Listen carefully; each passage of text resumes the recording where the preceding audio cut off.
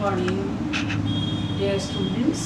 पिछले वीडियो में हम लोगों ने economic environment in India paper में इंडियन एग्रीकल्चर के बारे में बात शुरू की थी और टॉपिक लिया था भारतीय कृषि की भारतीय अर्थव्यवस्था में भूमिका। तो हम देखते हैं कि हमारे इंडियन इकोनॉमी में भारतीय जो एग्रीकल्चर इकोनॉमी है हमारी, जिसमें कृषि का बहुत ज़्यादा इम्पोर्टेंट रोल है या हम लोग उस पर कृषि पे निर्भर करते हैं।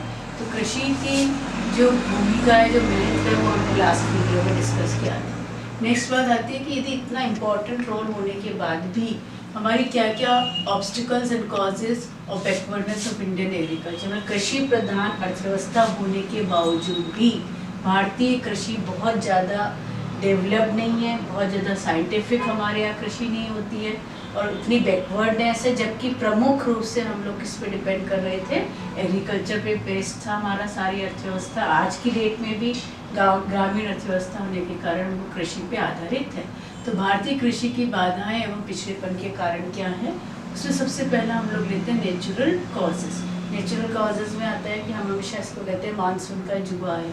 भारतीय कृषि किस पे डिपेंड करती है, मानसून पे। मानसून अच्छा होगा तो कृषि होगी, मानसून खराब होगा तो कृषि नहीं होगी। इतना बुरा हाल है, जैसे राजस्थान की अपन बात करें जहाँ पे कई सालों तक बारिश नहीं होती है, इतना ज़्यादा स्कैटर्ड रेनफॉल होता है। तो ये जो प्राकृतिक कारण है वो हमारी कृषि क्षेत्र में एक डेवलपमेंट को रोकने का एक बहुत बड़ा कारण है। तो नेचुरल तो सबसे बड़ा है, क्योंकि हमारे यहाँ हम लोग इतना इरिगेशन का भी नहीं डेवलप हो पाया है कि प्राकृतिक कारणों के कारण कभी तो कृषि बहुत अच्छी हो जाती है और कृषि क्षेत्र में कभी कभी बहुत कम उपज हो पाती है, क्योंकि सूखा पड़ता है, अकाल पड़ता है। दूसरी बात आती है इकोनॉमिक कॉजेज।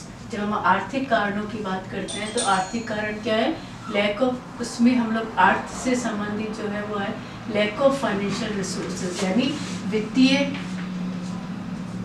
साधनों की कमी होना। आर्थिक कारण जिसमें कि कृषक के पास बीज खरीदने के लिए पैसे नहीं है, सिंचाई के साधन नहीं है, क्रशर नहीं है, थ्रेशर नहीं है, बीज को अलग करने का के साधन नहीं, वो किराए पे लेता है।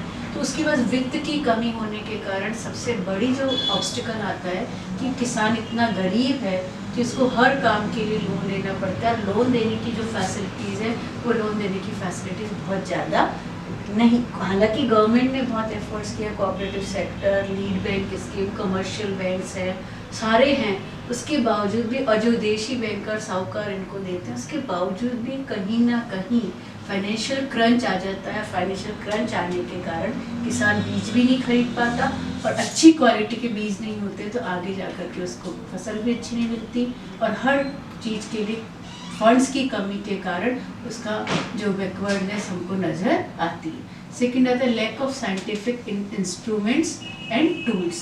साइंटिफिक इंस्ट्रूमेंट्स एंड टूल का मतलब है कि विदेशों में जो अपन देखते हैं, यदि ब्रिटेन की बात करें, अमेरिका की बात करें, जर्मनी की बात करें, जापान की बात करें, तो वहाँ पे छोटे से जो जोत है उसमें भी उनके पास इतने साइंटिफिक रिसोर्सेज हैं, मतलब वैज्ञानिक इंस्ट्रूमेंट हैं, टूल्स हैं करने के लिए। पर आज भी हम लोग, हमारा किसान बेचारा पुराने तरीके से ही खेती करता है, कृषि करता है, उसके कारण समय ज़्यादा लगता है और उपज उसको कम मिलती है। लैक ऑफ फर्टिलाइजर्स इतने महंगे हैं कि हम उनको इम्पोर्ट करते हैं और खाद मतलब पूरी तरह से उपलब्ध नहीं हो पाती है, तो खाद की कमी के कारण भी उपज का जो रिटर्न है उपज के रूप में वो हमें कम मिलता है। लैक ऑफ इरिगेशन फैसिलिटीज़, क्योंकि स्कैटर्ड रेनफॉल होता है, कम रेनफॉल होता है, साउथ को छोड़ें पर नॉर्थ और वेस्ट में तो बहुत ही कम रिसोर्सेज हैं, तो जो इरिगेशन फैसिलिटीज़ हैं वो भी हमारी अभी तक बहुत डेवलप नहीं हुई है। आप कोशिश करते हैं हम, जैसे इंदिरा गांधी नहर प्रोजेक्ट हमने चलाया, जिससे कि राजस्थान में सूखे की एरिया की तरफ हमने नहर के माध्यम से पानी पहुंचाने की कोशिश तो की, पर उसके बावजूद भी इरिगेशन फैसिलिटीज़ बहुत ज़्यादा डेवलप नहीं कर पाए। तो जब इरिगेशन फैसिलिटीज़ डेवलप नहीं हुई तो किसान की तो समस्या वहाँ की वहीं है कि उनको फसलों को पानी कैसे दिया जाए। Lack of quality seeds and pesticides. Quality seeds की अभी मैंने आपको फर्स्ट पॉइंट में बात की थी कि वित्तीय साधनों की कमी के कारण वो अच्छी किस्म का बीज नहीं ले पाता। पेस्टिसाइड्स का मतलब कि जो कीटाणुनाशक हैं, कीटाणुनाशक भी हमारे पास बहुत अच्छी क्वालिटी के नहीं हो पाते। और क्वालिटी सीड्स ना होने के कारण जब सीड्स अच्छे नहीं होते, अभी आजकल हम लोग देखते हैं कि एक तो ब्रीड आती है चाइनीज़ कहा जाता है और एक होता है इंडियन। हालांकि इंडियन जो है किस्म हम अच्छा मानते हैं, हमारी देशी जो फसलें वो अच्छी है, पर क्योंकि हमारे पास बीज की क्वालिटी किसान को अच्छी नहीं मिल पाती, तो इन इट्स टर्न उसके आगे वो अच्छा, जब बीज ही अच्छा नहीं होगा तो फसल भी बहुत अच्छी क्वालिटी की नहीं हो पाती, जो कभी कभी ख़राब भी हो जाती है गोदामों में पड़ी पड़ी। और जो हमारे पास कीटाणुनाशक हैं वो भी बहुत ज़्यादा अच्छे नहीं मिल पाते। तो ये सारे जो रीजंस हैं ये हमारे आर्थिक कारण हैं जो किसान को बहुत ज़्यादा रिटर्न नहीं देते हैं, कृषि क्षेत्र में बहुत ज़्यादा उससे हमको रिटर्न्स नहीं मिल पाते। तीसरी बात आती है ऑर्गेनाइजेशनल ऑब्स्टिकल्स, संगठनात्मक बाधाएं। संगठनात्मक बाधाएं किस बात की को इंडिकेट करती है कि हमारे बहुत ज़्यादा एक ऑर्गेनाइजेशनल की बात अपन करते हैं, तो भाई किसान के कृषि क्षेत्र में बहुत संगठनात्मक हमारे पास बहुत डेवलपमेंट नहीं हुआ है। कृषि क्षेत्र में इतनी ज़्यादा डिस्प्यूट्स हैं। वो डिस्प्यूट्स क्यों हैं? सब डिवीज़न ऑफ एग्रीकल्चर, कृषि का उपविभाजन हो रखा है। उपविभाजन का मतलब कृषि जो जोते हैं उसमें भी एक ही परिवार को बहुत छोटे छोटे से उपज का एरिया मिलता है और उसमें बहुत मतलब उसमें भी सब डिवीज़न है।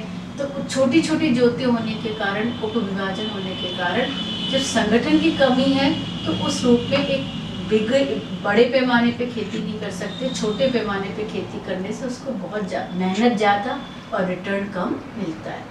लैक ऑफ लैंड रिफॉर्म्स, भूमि सुधार। हालांकि 1947 में जब आज़ादी मिली उसके बाद भूमि सुधार के कार्यक्रम बहुत हुए, एफर्ट्स भी हुए गवर्नमेंट के पार्ट पे भी, पर आज भी हम देखें तो गाँव में ये बहुत ज़्यादा समस्या है कि इतने झगड़े हैं, इतने डिस्प्यूट्स हैं कि वो तहसीलदार या पटवारी जो भी है वो खुद भी इसमें उलझ जाते हैं और वो सुधार, जब वो डिस्प्यूट्स के कारण जो भू सुधार का कार्यक्रम है वो भू सुधार का कार्यक्रम नहीं हो पाता है। Lack of experts in agriculture field. अभी कुछ ही दिन पहले की बात है कि एग्रीकल्चर ऑफिसर के एग्ज़ाम की बात थी।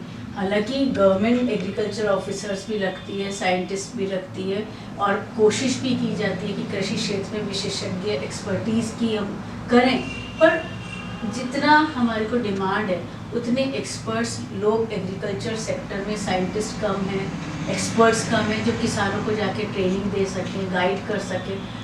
गवर्नमेंट के लेवल पे कोशिश तो बहुत है, हॉर्टिकल्चर डिपार्टमेंट भी है, एग्रीकल्चर डिपार्टमेंट भी है, यूनिवर्सिटी भी है, उसके बावजूद भी जो हमारी डिमांड है कंट्री की, एक्सपर्ट्स की और साइंटिस्ट की, वो हमारे पास नहीं अवेलेबल है, जिसकी वजह से हमारे देश में कृषि का वैज्ञानिक विकास नहीं हो पाया है।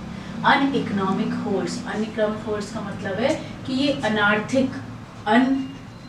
आर्थिक जोते हैं। अनार्थिक जोते क्यों हैं? क्योंकि जो हमारे होल्ड्स हैं, जो होल्डिंग्स, लैंड होल्डिंग्स हैं, कहीं पे बहुत बड़ा खेत है तो वहाँ पे उसके पास फैसिलिटी नहीं है, कुआं नहीं है, पानी की कमी है, सिंचाई के साधन नहीं है और वो भूमि उपजाऊ नहीं है, विखंडन हो रखा है। तो जब वो अनार्थिक जोते तो बहुत बड़ी दूर दूर तक लैंड हमको नज़र आती है जो अनइकोनॉमिक है।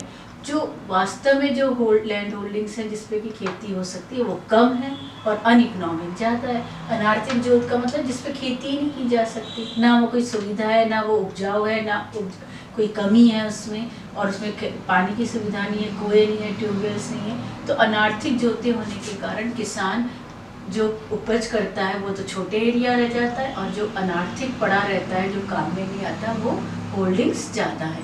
तो ये ऑर्गेनाइजेशनल ऑब्स्टिकल्स है। चौथी बात आती है social and political causes. Social and political causes क्यों?